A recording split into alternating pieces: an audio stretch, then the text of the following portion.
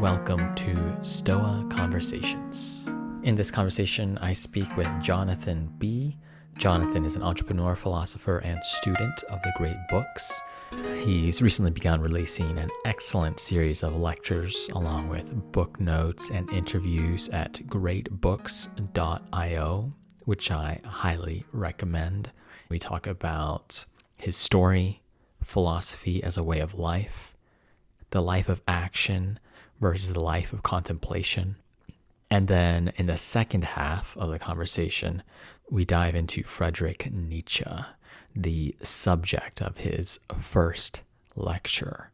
Johnathan and I talk about how Nietzsche challenges Stoicism and Stoic ethics. He defends the validity of the ad hominem in egalitarianism and fundamentally rejects Stoicism's answer to the question of the meaning of life. He's a challenging philosopher, no doubt, but he's one of the greats and someone we can learn a lot from. I hope you enjoy this conversation. Stick around for the second half. And if you want to learn more about Nietzsche, follow some of the resources we mentioned in the conversation, and especially check out Jonathan's lecture and interviews with Nietzsche scholars. Here is our conversation. Welcome to Stoa Conversations. My name is Caleb Ontiveros, and today I am speaking with Johnathan Bi. Thanks so much for joining. I'm excited to be here. Well, let's start with this broad question by way of intro. What's your story? Yeah, so I grew up hating the humanities. Let's begin there. So I grew up in Beijing, born and raised. And I think this is even more true in the Chinese system, but it's already true in the West, which is that all the smart kids are funneled into STEM. And this was sort of accelerated in China. Sometimes I like to think that Beijing is the most Western city in the world, if by Western you mean the modern West. And I think one of the things is its emphasis on STEM education. So I was funneled into math, and I was, subtly throughout my life told that only people who can't really do math are, bother themselves with philosophy and, God forbid, poetry and literature.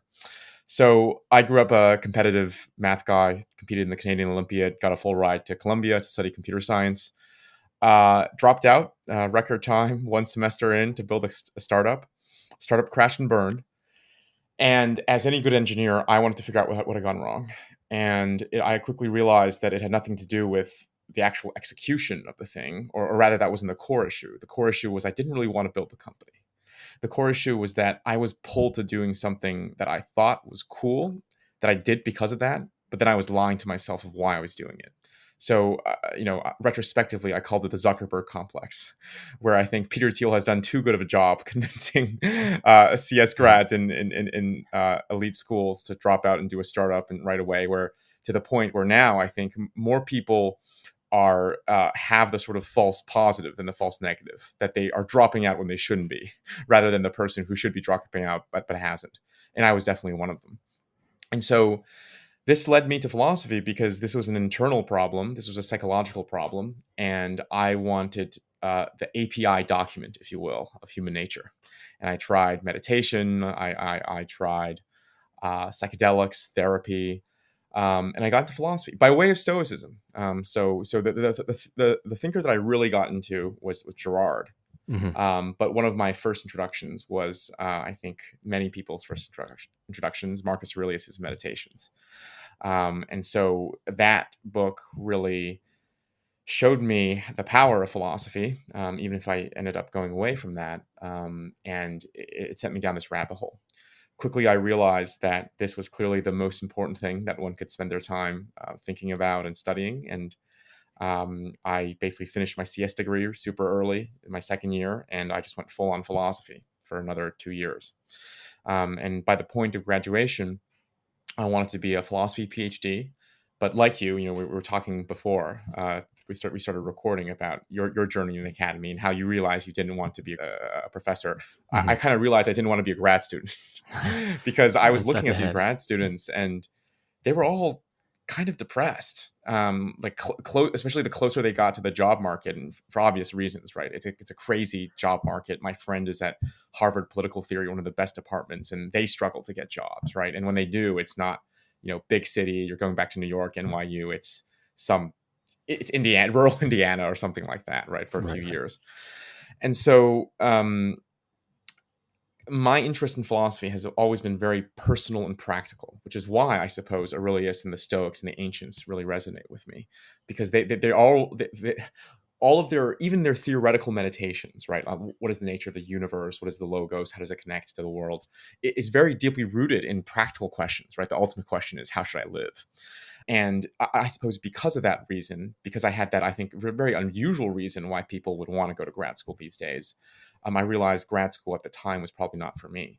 And here's the calculus, which is, if I'm doing this for a good life, but apparently everyone who does this is miserable, then why would I do this? And so I wanted to keep on doing philosophy, and I realized that I had to carve my own path if I wanted to do it in the way that I wanted to do it. And so I needed to establish myself first. So very begrudgingly, I would say, I went into startups. I started a company with a gentleman by the name of Joe Lonsdale. I was on the founding team. He was the sort of chairman, founder, executive chairman. And it was just a company to make money. It was to make money, to build my reputation. And I was very clear about that. And you can already see philosophy doing a number between these two experiences, where initially I was lying to myself about why I was doing startups. And then I was just straight up like, I want to do philosophy.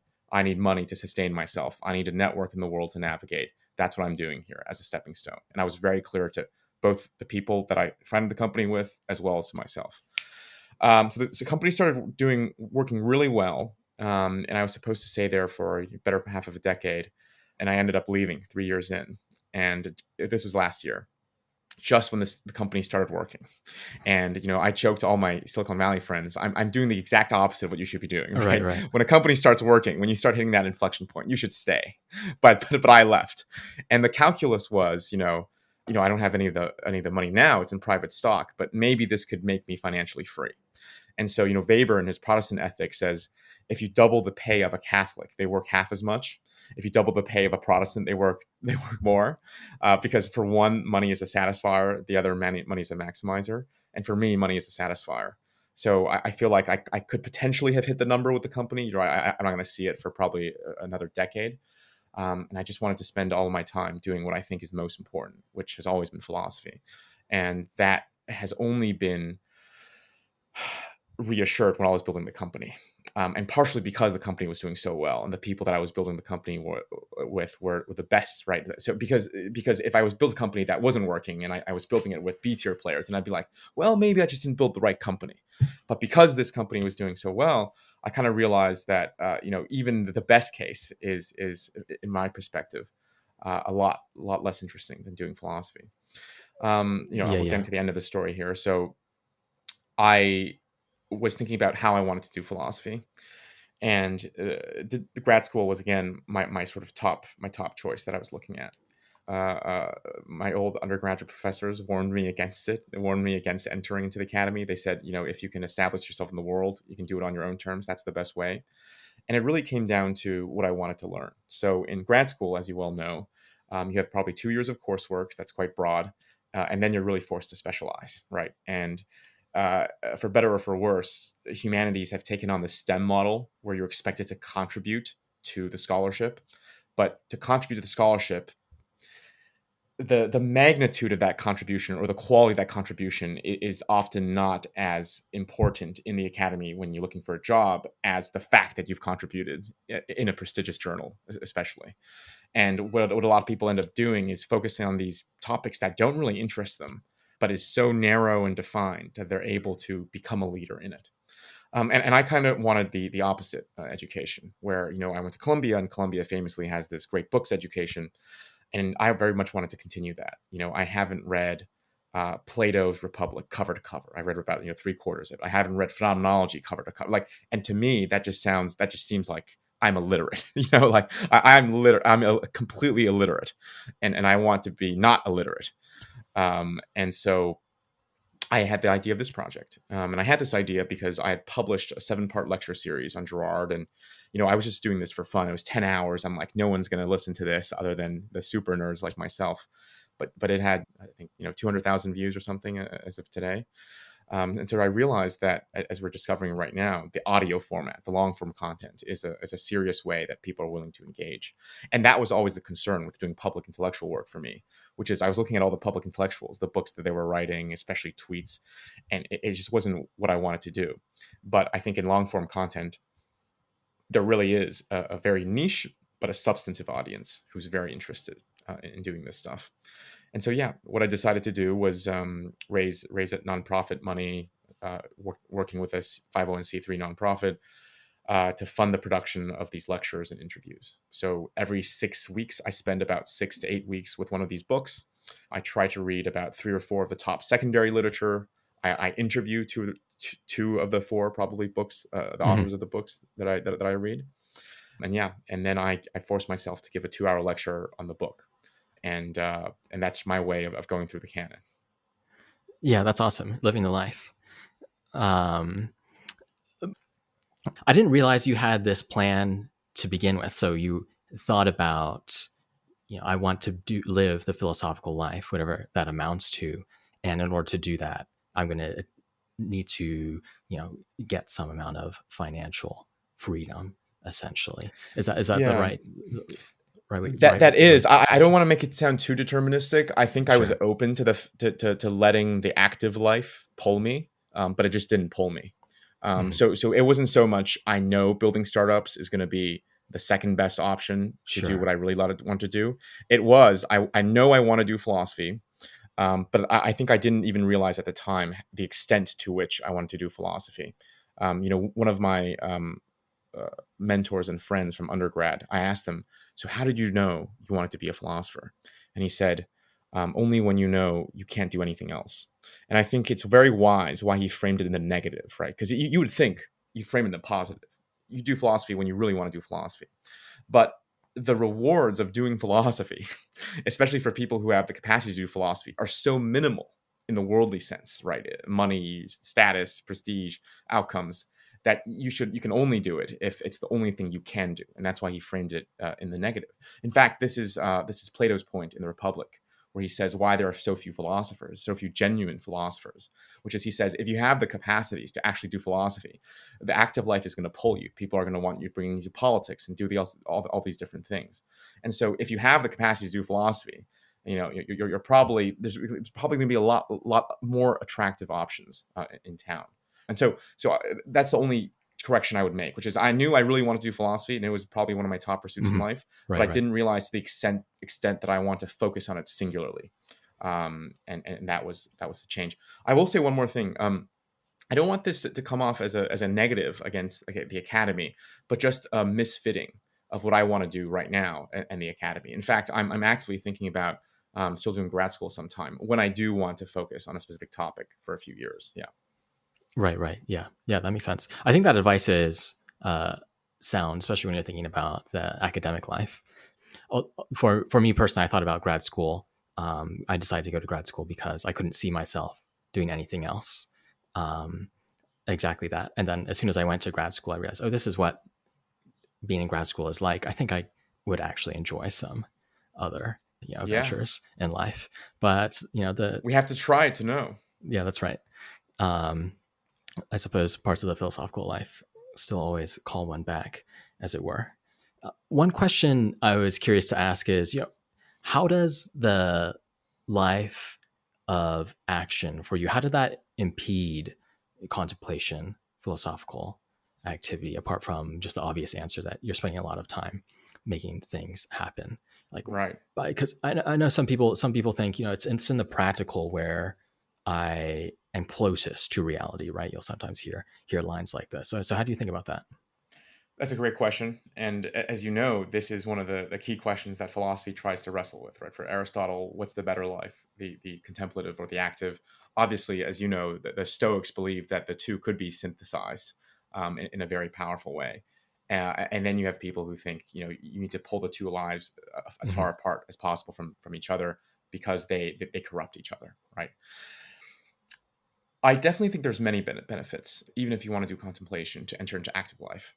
In fact, perhaps the people that I look up to the most are people who have had quote unquote real world experience, whether that's Socrates, fighting, having been a soldier and participating in active life once, whether that's Montaigne, right, and his sort of colorful life.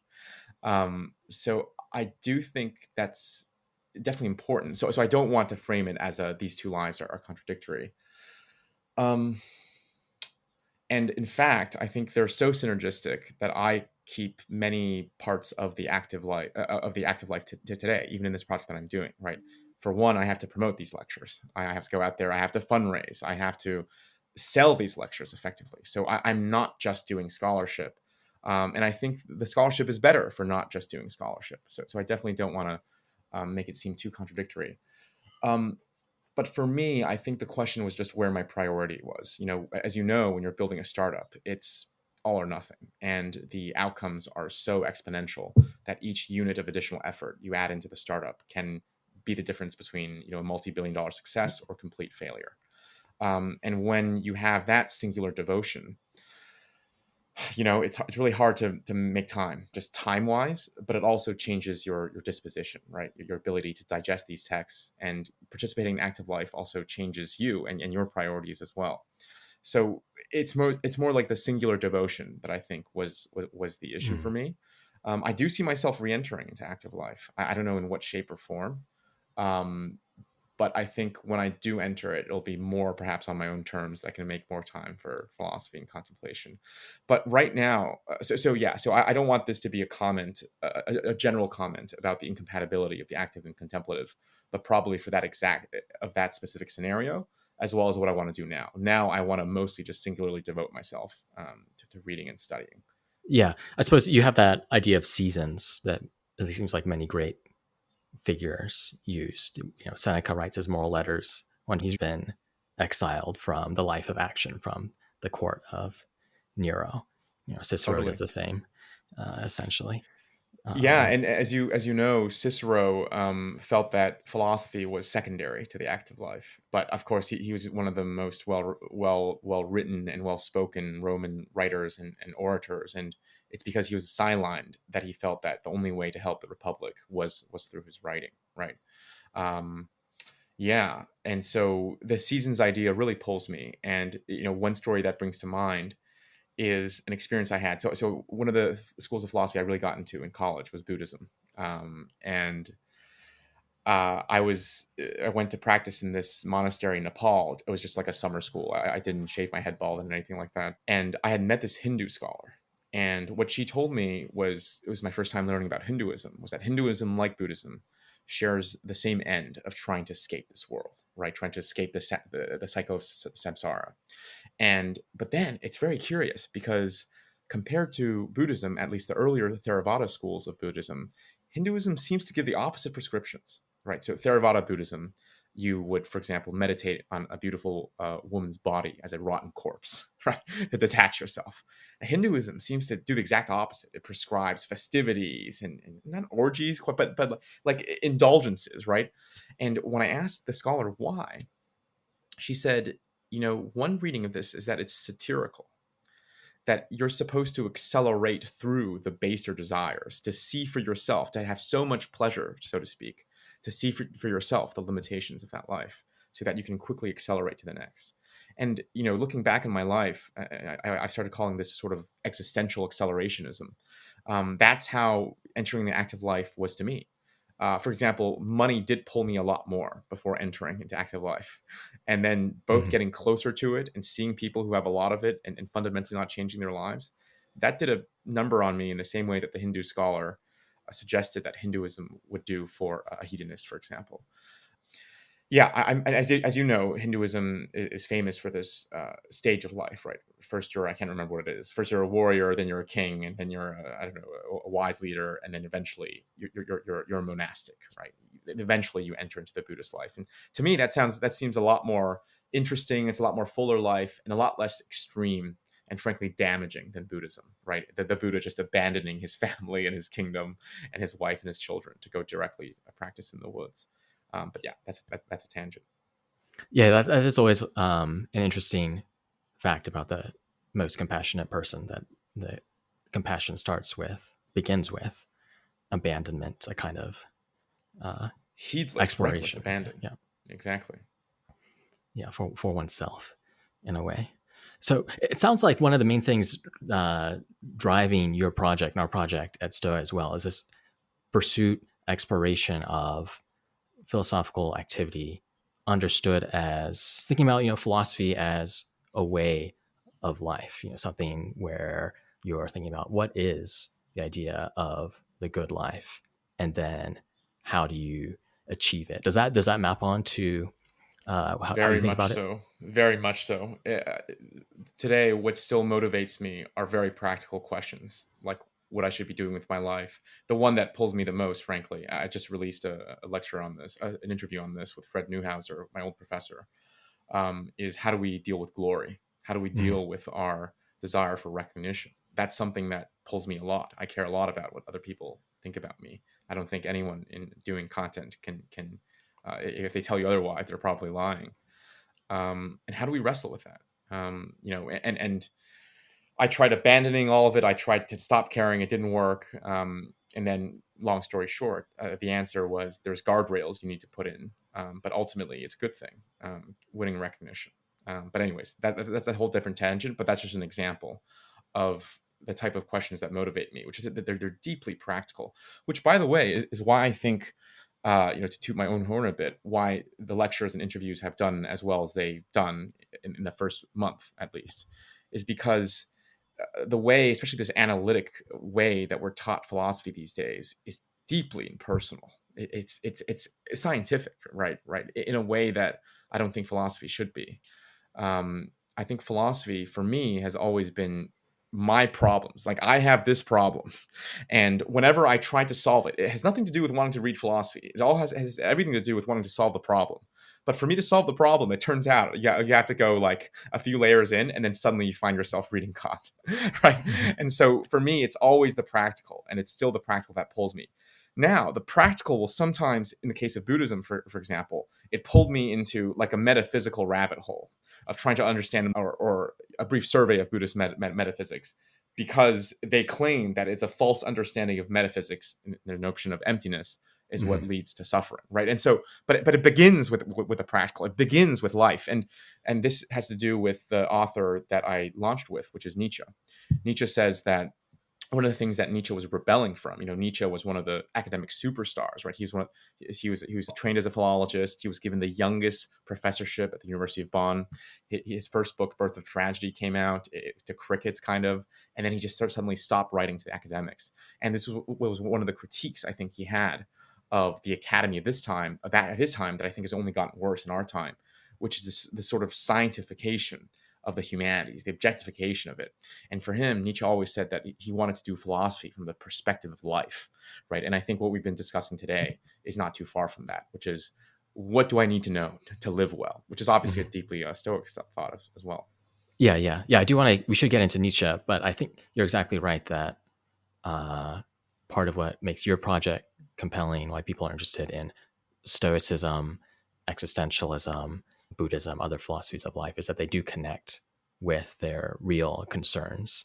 And I think that there's something to be said for the virtues of rigorous, analytic, logical, scientific Totally, philosophy. But totally. there's, if you want to think about one of the cardinal virtues of moderation, that style of thought needs to be tempered to Or connect. rather, I think the priority needs to be proper, where that sort of logic is in service of answering these questions and clarifying these questions, and not in service of sort of perpetuating sort of academic games. In Right. fact, my favorite contemporary scholars are all scholars who take an analytical approach to effectively continental, and here I think the continental school is a bit closer to this sort of practical concerns that we've been discussing, like existentialism. My professor, who I'll bring up again, Fred Newhouser, is a great example of this, where the question of how do we deal with recognition, right, is a deeply practical one, but he treats it in the most analytic and rigorous of ways. And in fact, the scholar who I indexed the most heavily on to prepare my Nietzsche lecture, Brian Leiter, does the exact same. where he treats it in a very analytic way, but these questions are extremely gripping, and not what that popular analytic essay. What does it feel like to be a bat? Right? What does it mean to be a bat? Is just I don't think anyone's really googling that term anytime soon. And I'll make one last point here, which is this is actually how I think about content distribution when it comes to philosophical content online, which is the idea of Diotima's ladder, right? So this is the famous analogy used in Plato's Symposium when he talks about love. And the story is essentially there's a ladder of goods, and the philosopher, the wise man, the person who's in pursuit of wisdom, is supposed to go up this hierarchy of goods. Maybe not so different from that Hindu accelerationist model I was just talking about. And so initially, when we think about love, it's love in one being, right? So it's this girl is extremely beautiful. And then it becomes, oh no, there's a lot of common similarities between all these women who I find beautiful. And then, you go higher and higher, and it eventually becomes the form of beauty. And that's how I think about distributing content, the type of content that we're filming today, as well as my own interviews and lectures, which is you need to meet people where they are. If people like beautiful women, that's what you got to give them. But you can't just give them that. Otherwise, it would just be pornography. You need to also give them that, but lead them up, right? So there's two mistakes to make. One is the classic Think Boy Twitter guy's mistake, which is to give people what they want and stay there. But the other mistake is to start from the form of beauty, and then you're just kind of no one's interested.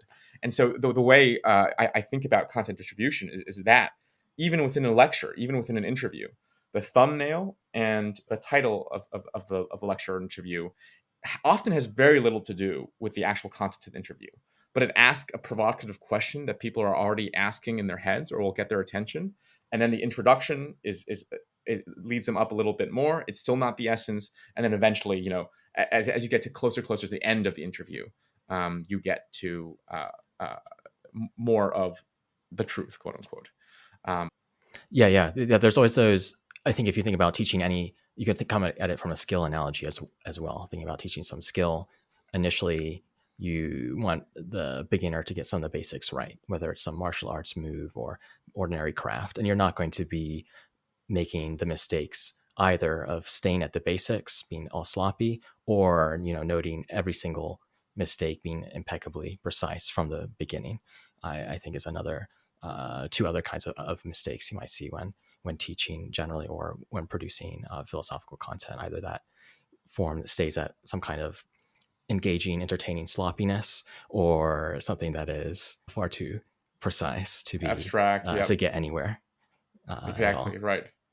Yeah. Well, I wanted to talk to you about Nietzsche, especially subject of your first lecture, which is on Nietzsche's on the genealogy of morality.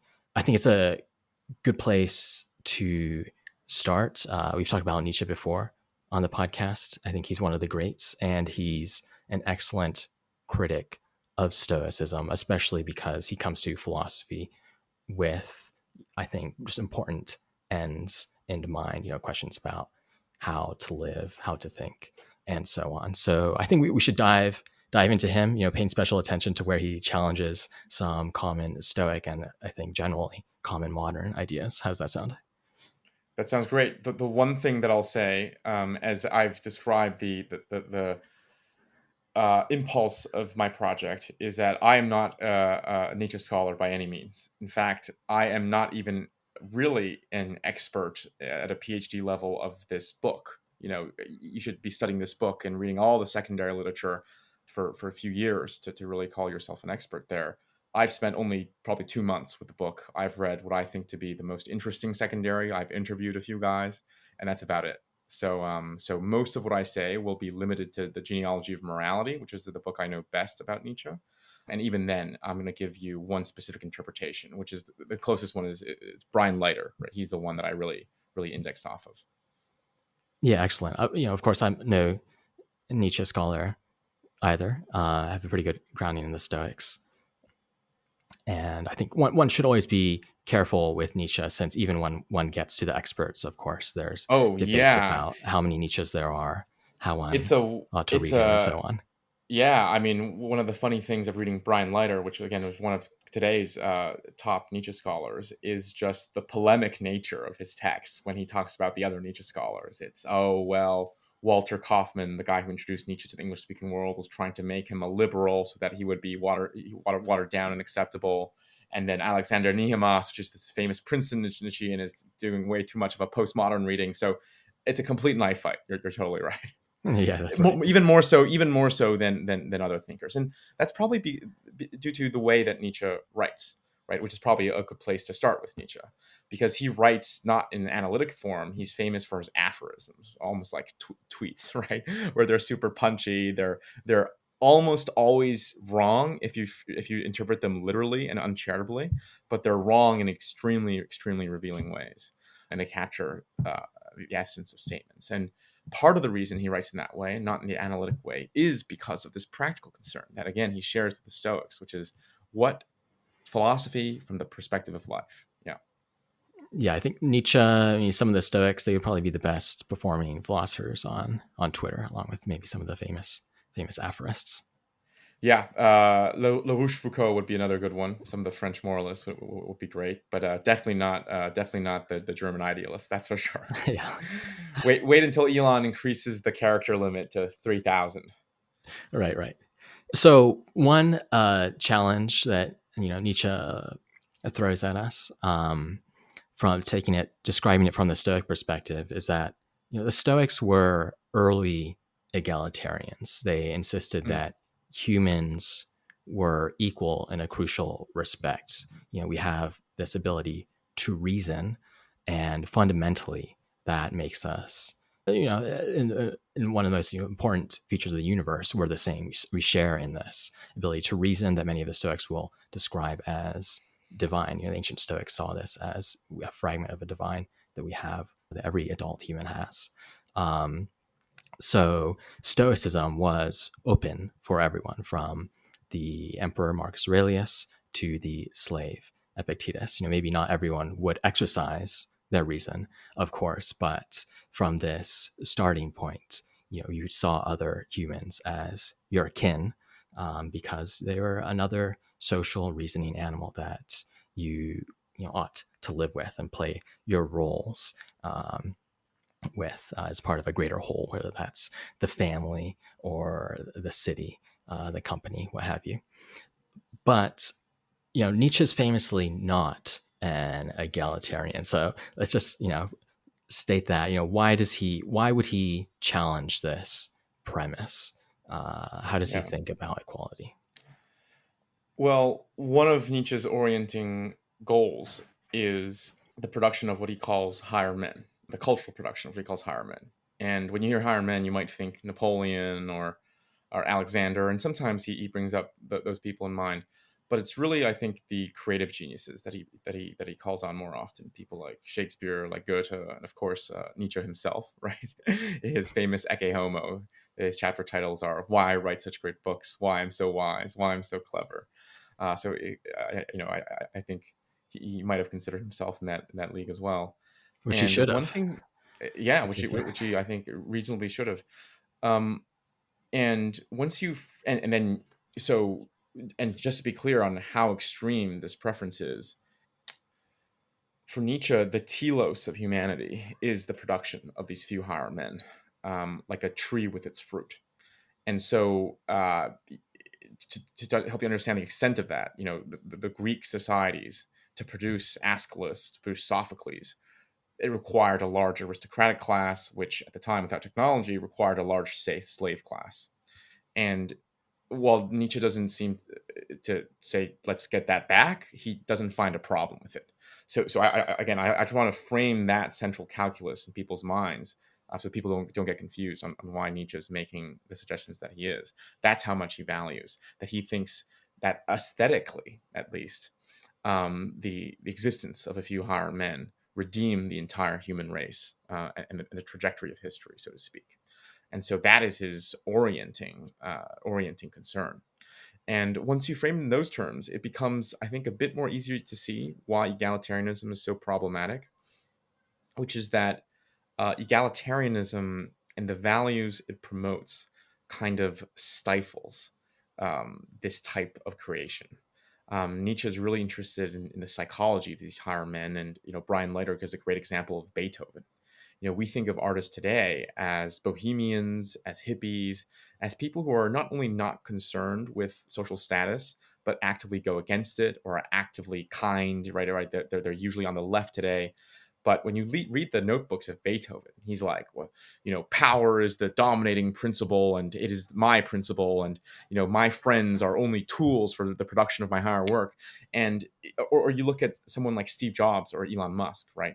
Which, by the way, I don't think Nietzsche would consider to be higher men, because technology and capitalism, I think, is a lot more low-minded than what he would like these higher men to be dedicated to. But regardless, one of the closest archetypes we have today, their biography is very much about, they're obsessed, they're singular. Sam Altman, right, once said that Elon wants to save the world, but he wants to be the one who saves the world.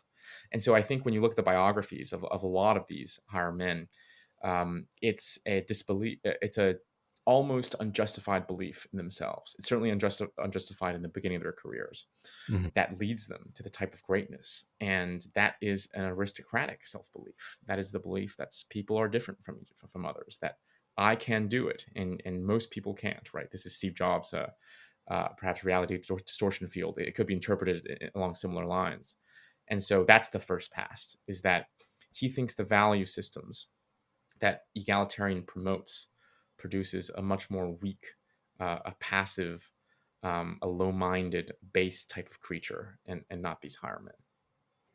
Yeah, right. There's that, ensuring that you cut down all the tall poppies and so on. I suppose to add more detail, that we're equal, and therefore someone who's devoted to a given project needs to play, their role in, being an excellent family man, being a kind person, and so on, and not be obsessed about, pursuing a given objective.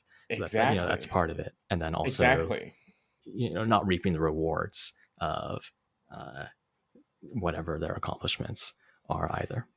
Exactly. And the example that I think we've already given is Buddha. And I believe Nietzsche brings this up in the genealogy as well, which is that the great sage of compassion sort of abandoned his entire family, his kingdom, his wife, his child, his father that had brought him up and nursed him up since he was a little toddler, to go pursue his own project. you know and so again, it's that side of these great cultural heroes that I think, because we live in an egalitarian value wise, at least, society, that we like to overlook, right? We just want it to be sunshines and rainbow.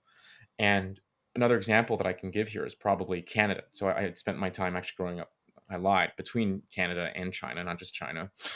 And in Canada, compared to America, is a lot more egalitarian, but it does have that tall poppy syndrome. In high school, if you do extremely well, I don't think you have much more of that singular praise that you get in America. It's a lot less like, oh, let's bring him down to make sure the other Mhm. kids aren't feeling as bad. And so that is the trade-off. And it's a lot of, and and look, it's a trade-off that many egalitarians could look at and see, we don't want any of that greatness, right? Or we're happy with this trade-off in preserving the contentment, the peaceability of the majority. In fact, Nietzsche sometimes says that herd morality, which is what he calls egalitarianism, is good for the herd. And this gets to another side of Nietzsche that we can dive into, which is that Nietzsche really believes that, unlike Stoicism, there is no singular value system that is a good fit for everyone. According to Brian Leiter's reading, at least, Nietzsche is a moral anti-realist. And so when it comes to a battle of values, it really is a battle of values. It's not like Nietzsche can give you a QED to prove why egalitarianism is bad. He can just use rhetorical force. He can use arguments to almost get you to swap out of it as a gestalt switch, and not to convince you out of reason. Because ultimately, when push comes to shove, egalitarianism versus aristocratic inegalitarianism is a preference. Really, it's like you like chocolate or you like vanilla, and Nietzsche is hoping that his writing is going to get you to prefer in egalitarianism. Yeah, yeah. At least sincerely question this egalitarian morality. That's right. Um, yeah, I think it's Nietzsche is always interesting when it comes to the Stoics, because I think he had read Epictetus, Marcus Aurelius and Seneca, says a few friendly things about them, and then gets progressively more, I think, unfriendly the as the works continue to come. I did want to share one passage where he's talking Please. about Epictetus from Daybreak, or sometimes also called the Dawn of Day, where he's talking about Epictetus, and he describes him as his ideal man is without any particular rank and may exist in any grade of society, but above all, he is to be sought in the deepest and lowest social classes, as a silent and self sufficient man in the midst of a general state of servitude, a man who defends himself alone against the outer world and is constantly living in a state of the highest fortitude. And he says that, of course, because Epictetus is a He's a slave. slave. Yeah, and then he goes on to distinguish him against Christianity, saying, Christianity was devised for another class of ancient slaves, for those who had a weak will and a weak reason, that is to say, the majority. Yeah, I think that's very interesting, and I think this can lead us actually to a very to the next part of the genealogy. So now that we understand sort of what his project is, which is to essentially rid potential higher men of egalitarianism, and we talked about why he wants to do so. The question is how. How is he going to um, enact this change? And as we said already, Nietzsche doesn't think that values can be proven in a deductive, rational way.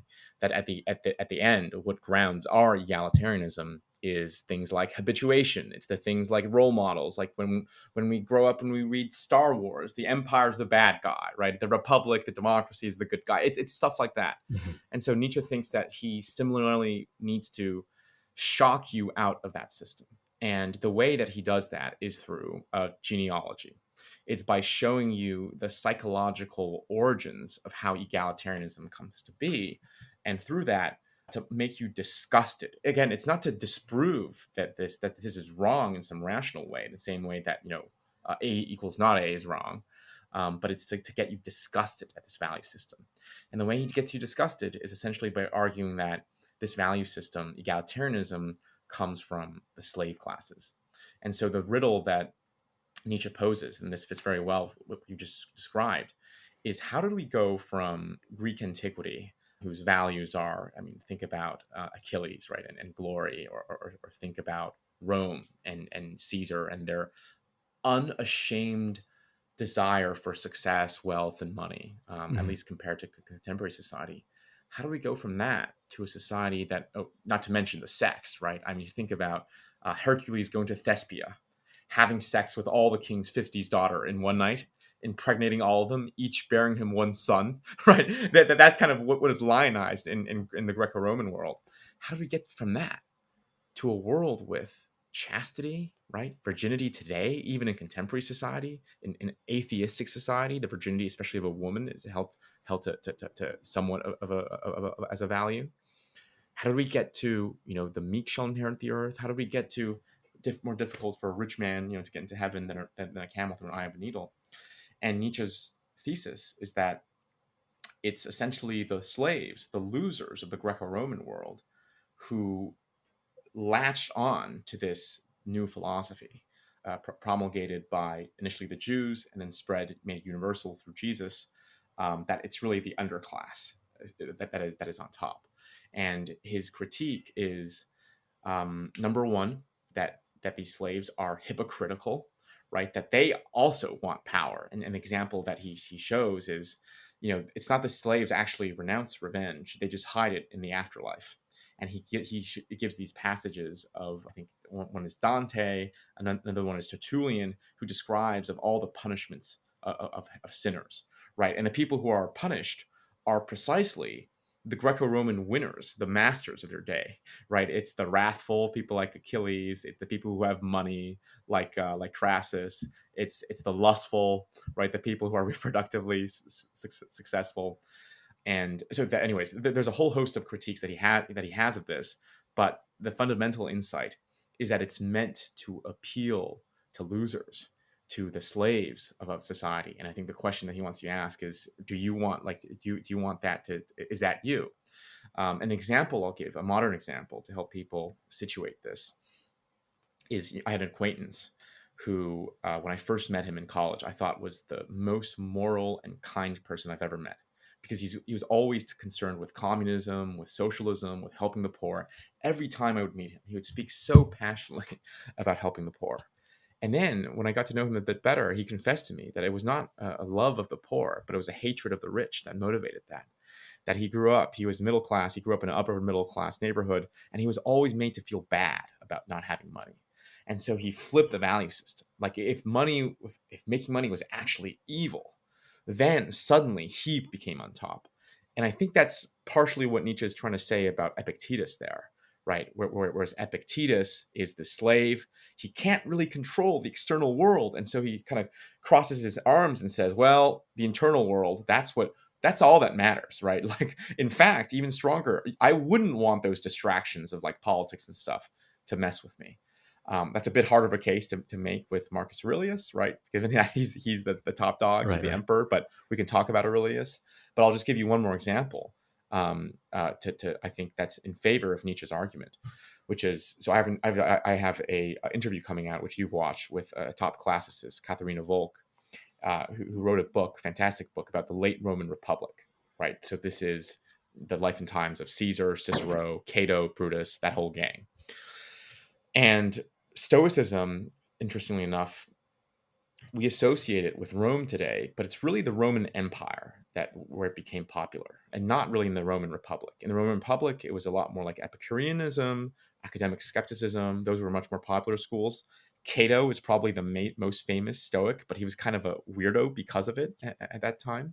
But what I think, are two events that kind of, I don't want to say prove Nietzsche's hypothesis, but lend to this reading of Stoicism as a, let me put it more politely than Nietzsche, as a coping mechanism for not being able to control your life and your world. One is in the Battle of Pharsalus. This is Pompey versus Caesar in the Civil War.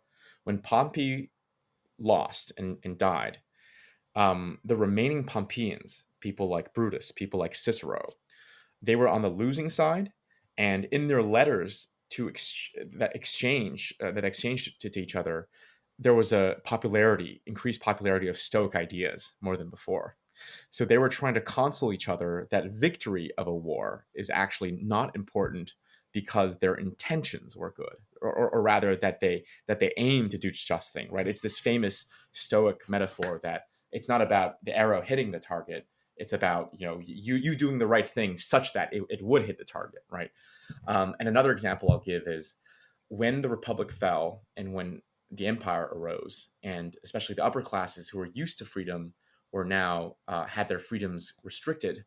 That's when Stoicism's popularity really, really burgeoned and exploded, which again lends to this reading that it's a sort of coping, it's a sort of therapy for a specific type of person who does not have control in their lives.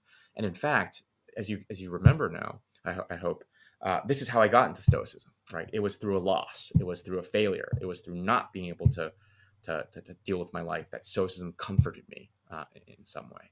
But Yeah, yeah. Nassim Taleb has this aphorism, which is, Stoicism is easy in failure, which I think captures just that very point, that there's as someone who is Stoic, there's a danger in some Stoic ideas that one takes them on because they are in a subtle way convenient. They make up a story that justifies failure, that perhaps justifies not doing one's best. When one says, you wouldn't want Elon to say, we'll be sending this rocket to Mars, fate willing, unless something stops it or something of this sort. You want him fully devoted to that task, if that's a worthwhile aim at any rate. And Stoics, perhaps in some promoting these ideas of accept what's out of one's control, may forget that the other aspect of that dichotomy is doing one's best with whatever is in fact under one's control, one's decisions and judgments. totally, yeah. And as you can see, Nietzsche was not really arguing directly against Stoicism. or directly arguing against Christianity, egalitarianism. But I think that the genealogy has deconverted more people from egalitarianism than a direct argument ever could. Because again, I think Nietzsche is a master of knowing what people are actually going to be convinced by, of not getting too caught up in this sort of analytic mode of philosophy and thinking that's the end all be all. Yeah, so you can sort of read the challenge to egalitarianism, one, as these abstract ideas about equality, what is true, what are people owed, and so on. Or you can take it more directly, more in a psychological way. How do I use egalitarian ideas in my life? Do I use them in a way that promotes uh, justice? Is that what I really care about? What do my revealed preferences say? When I get that offer to become an investment banker, do I leap upon that, or do I suddenly feel these egalitarian impulses all the stronger? I think that's a question to for sure. And the funny thing is, my acquaintance is now in investment banking, right? He never had a problem with money in the first place. It was, in fact, it was precisely money that he wanted, but he couldn't have, and that's why he flipped it. So I think that is a very good question to ask. And you know, I do think that people can be genuinely compassionate. They can be genuinely kind, and that Nietzsche sometimes says in the genealogy that to be compassionate is basically a manifestation of the will to power, right? Because I'm helping you, that means I'm better than you. That might be true, and even maybe I'll go even stronger that even in the best case, there's a hint of that, but I don't think that's the extent of the story, right? So in other words, what I want to say is that Nietzsche's psychological arguments here do have their limitations, especially his critique of Christianity. In fact, I'm willing to go as far as to agree with Nietzsche that he describes the Christian psyche maybe better than anyone, but it doesn't change the question that the only question that matters is Christ the Son of God, right? Because if he is, then I don't really care if it's spread through resentment. Um, he's the Son of God, and I don't want to go to hell. And and I think perhaps the same can be true for Stoicism, which is Nietzsche's genealogy should make you very suspicious of Stoicism and your own commitment to Stoicism, and should make you examine it in all these ways that you've just described. But at the end of the day, it's the core questions of Stoicism, right? Like, is happiness really only dependent on me? Like, is the cosmos ordered in the way that the Stoics say it is ordered? I feel like you still need to. Again, maybe goes back to the necessity of analytic philosophy. Mhm. That's the crux of the problem. Right. Merely by providing this psychological explanation, you haven't shown that Jesus is not the Son of God, or the best life is, not It lived according to nature, and so on. Yeah, it hasn't shown that, but what I will say is, and this is probably more true in the Jesus case than the Stoicism case, it's given my attempt to believe in Jesus, I'll say, a very high hurdle to clear. Okay. Yeah. Because to me, so far that I've encountered, that has been the most reasonable explanation for why Christianity has spread so much. Maybe not necessarily the exact psychological mechanisms Sure. that Nietzsche has described, but psychological mechanisms. And again, this would be very different if Christianity was the only religion, but you have so many of these religions with the very similar appeals to psychology that, again, I think, and so I think what we're doing here, right, is on one hand, first we qualified Nietzsche and says, hey, don't get too carried away by Nietzsche. And then I'm trying to pull you back and say, hey, but this is a pretty strong argument. Like, this in itself is already a pretty strong argument. Because I think what Nietzsche is trying to give you in the genealogy is not just a psychological making you suspicious. I think he's saying this is actually the most likely explanation of why Christianity spread, why egalitarianism spread, and not that we're all equals, or not that Christ is the one true God, or not that some Stoic doctrine is true. And so it is a very, very high bar, but it's not a knockdown, so to speak. Right. That maybe the total cynicism doesn't succeed, but it's still there, and ought to be there when you're thinking about your own commitments, or others' commitments. That question. Uh, Exactly, exactly. uh, It's a very high bar. It's a very powerful argument. It's a very high bar, epistemic bar to clear. mhm. Yeah, I think the Stoics talk about indifference, things being preferred, indifference, dispreferred, and so on. And these things like wealth, health, and so on. These are the materials of virtue, but they're not, good in and of themselves. And for me, something that I've taken away from Nietzsche is that challenge whenever you are thinking about something that on the face of it seems good. Is this one of those cases where it's best to, I don't know, promote the health of the community as a whole, or maybe some longer aesthetic idea, or thinking about these trade-offs between indifference, where these questions about one's motivations, the history of different ideologies or systems of thought can be useful.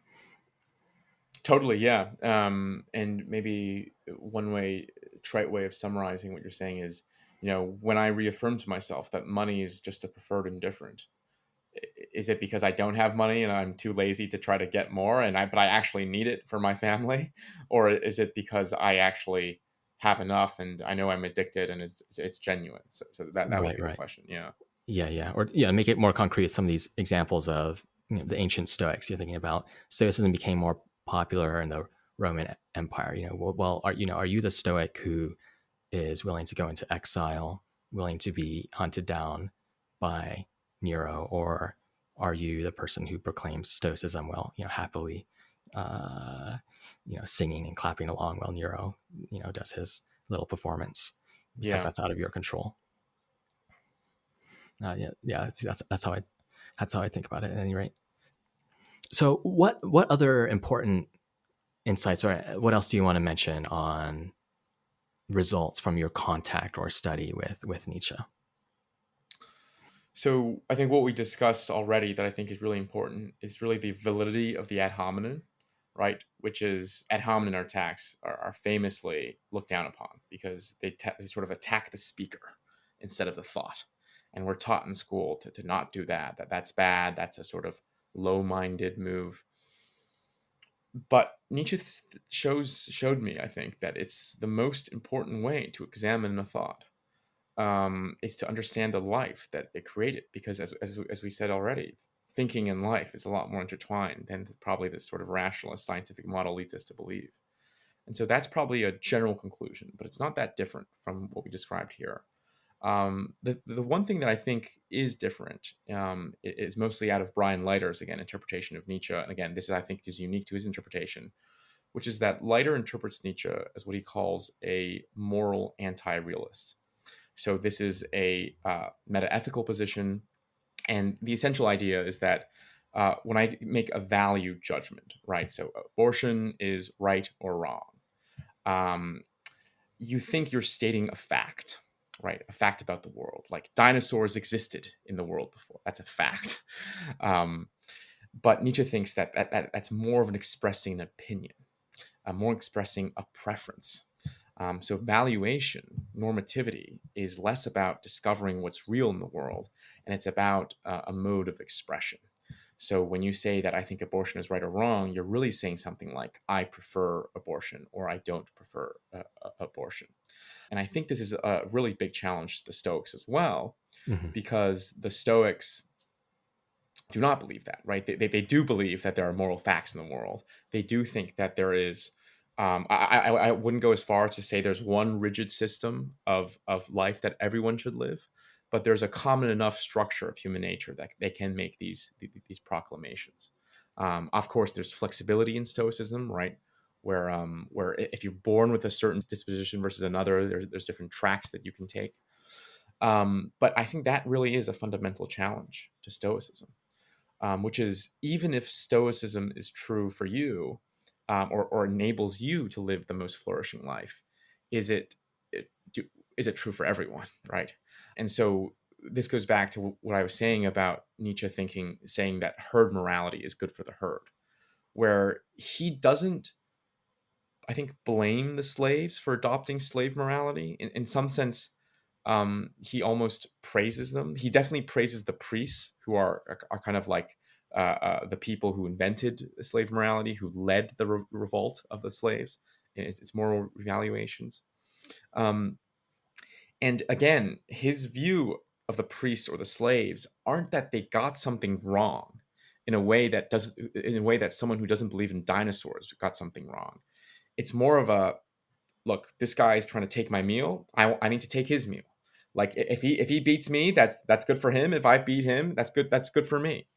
So I think what's quite different from Nietzsche's metaethics, in the way at least Brian Leiter interpreted it, from Stoicism and most other schools of ethical theory, I would say, Aristotelian virtue ethics, utilitarianism, deontology, is Nietzsche does not think, and this is his egalitarianism talking, he thinks different kinds and different hierarchies of human are different enough such that one value system that is good for one is actually detrimental to the other, right? And we talked about this already, how egalitarianism, that might be great, right? If you're a middling person, go live in Canada. Don't live in the States, trust me. But how one value system that's good for one class of person, one type of person, could be terrible for another. And so that, I think, is a really foundational challenge to Stoicism, because now I think not only does the Stoic who's listening to your episode need to answer, well, is this good for me? The Stoic, in his or her political action, needs to decide, well, should I promulgate policies, build a Stoic app for everyone? Is this really fitting for everyone? Or is this only fitting for people with a specific nature like mine? Yeah, that's right. I suppose you have that fundamental challenge for the Stoics, because the Stoics think the good life is a life of virtue. That's all you need to be happy, is to be virtuous. And what's virtue? That's living in accordance with your nature. And Nietzsche is attacking that very idea that there is some fixed objective nature that one can access to answer some of Yeah. these questions. Or I might put it in a slightly different way. For Nietzsche, there's definitely a human nature.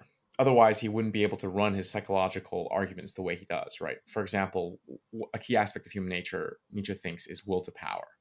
Loosely, this psychological idea that we want to expand or feel powerful in different domains. This is why Nietzsche thinks reads helping as a form of will to power. I'm helping you because it makes me feel it's an expression of my will to power because I'm superior to you. That's why I'm helping you. So there definitely is a shape of a human nature for Nietzsche. But what he's rebelling against is that this shape, but there's also a part of human nature that's highly variable between types of person. And what he's arguing against is that the variation is so high in this other type part that is not shared, that you can run the Aristotelian virtue ethics argument or the Stoic argument for everyone, right? Uh, for example, someone might not love contentment, or someone might Beethoven. Okay, he was not a good Stoic, and neither did he try to be a good Stoic. But Nietzsche would say that he expressed his will to power in the best way through his creation, and that comes at a cost to, for example, Stoic contentment or tranquility. But for him, it was the right trade off. It helped him live the most high will to power life. So that's what he's arguing against. But I do want to make it clear that it's not that he rejects this idea of human nature at all. Yeah, that's a good clarification. I suppose when the Stoics think about nature, there's that descriptive aspect. Can we, as Nietzsche does, describe humans as having common goals, motivations, capabilities, and so on. And both, to some extent, I think both Nietzsche and the Stoics agree that, of course, while there's variation, there are common drives. What the Stoics add to that picture is this idea of a telos, a purpose for people that I think Nietzsche would want to question, and it's they think that purpose is ingrained in the fabric of reality as rational, and so on. Exactly. And then I'll present another challenge from Nietzsche. Again, this is Leiter's reading of Nietzsche. Leiter reads Nietzsche as a naturalist, And you can loosely interpret that as almost like a modern scientist, in the sense that, they're empiricists. They don't like metaphysical speculations. And so Nietzsche, in Leiter's reading, is very suspicious of grand metaphysical speculations. I think it was in Twilight of the Idols where Nietzsche asks, well, why does Socrates like ideas so much? And the answer he gives is that Socrates is an ugly plebe. And, if I had the biggest brain but ugliest nose in all of Athens, I too would like ideas. I too would suggest the philosopher king. So you can see his ad hominem again working here. And Stoicism famously has, I wouldn't say compared to its Greek counterparts, has grandiose metaphysical speculations, but it does have speculation, right, about fate, about the Right. entire universe as a cosmos. Again, this is my very superficial understanding of Stoicism. You'll have to correct me. However, I will say, modern Stoicism seems to have abandoned that side, the grand metaphysical speculations, probably for those Nietzschean reasons, that it's a lot less palatable to the modern mind, of this idea of either determination and fate, or this idea of the universe as a city. In fact, this is a big critique I think many academic Stoics have of popular Stoic movements, that it's been transformed to be this productive self-help tool, almost in the way that meditation has been. The Buddhists call it mick mindfulness, right? The idea that you can just pull up an app like Headspace and meditate and be on your way to enlightenment. And so, and I'm just flagging that I actually don't think that part of Stoicism is that popular anymore in modern Stoicism. But I think Nietzsche would have another challenge to that type of speculation. Yeah. There's a debate within the Stoic community about how important, to the extent that there is a community, how important these ideas about nature are for living the Stoic life, as it were. And some people, think not important at all. Others think it's foundational, and you can't live without some of these deeper metaphysical ideas. And I think, at any rate, Nietzsche challenges both kinds of Stoics, whether you have these Right. traditional Stoic type views or perhaps the more thinner ones. Totally. Yeah. Awesome. Well, I hope it left y'all a lot to think about. I think Nietzsche is one of the most important thinkers to wrestle with for people generally. He's provocative, somewhat dangerous, but I think at the best of times, an enlightening character who can cause you to see the world in a different way. So do check out Jonathan's lecture series. Is there anywhere else you'd like to point people? My YouTube channel, just Google Johnathan Bi with an extra H, JOHNATHAN, or easier is probably greatbooks.io. A bit easier to spell than Jonathan. But other than that, thank you so much for a fantastic conversation. Awesome. Thanks for joining. Thanks for listening to Stoic Conversations. Please give us a rating on Apple Podcasts or Spotify and share it with a friend. If you want to dive deeper still, search Stoa in the App Store or Play Store for a complete app with routines, meditations, and lessons designed to help people become more stoic. And I'd also like to thank Michael Levy for graciously letting us use his music. You can find more of his work at ancientlyre.com. And finally, please get in touch with us. Send a message to stoa@stoameditation.com if you ever have any feedback, questions, or recommendations. Until next time.